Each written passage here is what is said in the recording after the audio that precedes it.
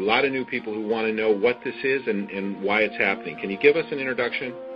Yeah, again, the term geoengineering, aka chemtrails, the layman's term for what we see happening in the skies, but this is weather modification on a global scale. In fact, these programs are so large and so all-encompassing that all other weather modification programs that go on a smaller regional basis are virtually, they're negated by the scope and scale of the global geoengineering programs.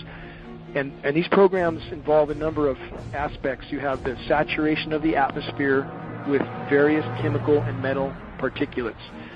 And there appear to be various purposes and objectives with this saturation. In conjunction with the saturation, which ionizes the atmosphere, it makes the atmosphere more conductive, we have the HAARP facilities, High Frequency Active Auroral Research Program. These are ionosphere heaters. Many have heard of the HAARP facilities. There's not just one or two or three. We believe there's at least 18 around the globe, possibly with 3 more being built in Antarctica right now. And once the atmosphere is saturated with these particulates, and then you add the ionosphere heaters, the entire weather system globally is virtually being thwarted.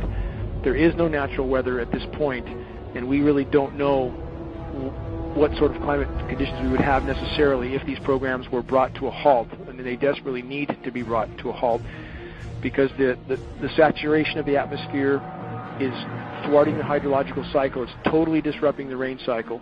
Again, we have the artificially nucleated snowstorms, which I just mentioned. You can't go from 100 degrees to snow in one day without a whole lot of help.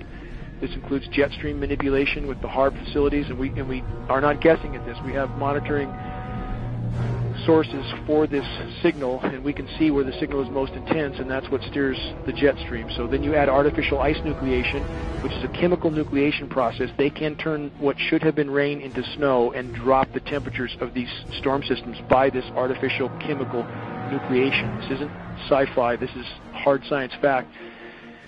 The weather disseminating agencies are trying desperately their task, and they're all owned at the very top, it appears, by the Rothschilds and or other parts of the global elite complex. Rothschilds in particular are ownership of Weather Channel, Weather Central, Weather Underground. And it was imperative that they own these agencies, otherwise there would be great discrepancy in trying to explain away these events.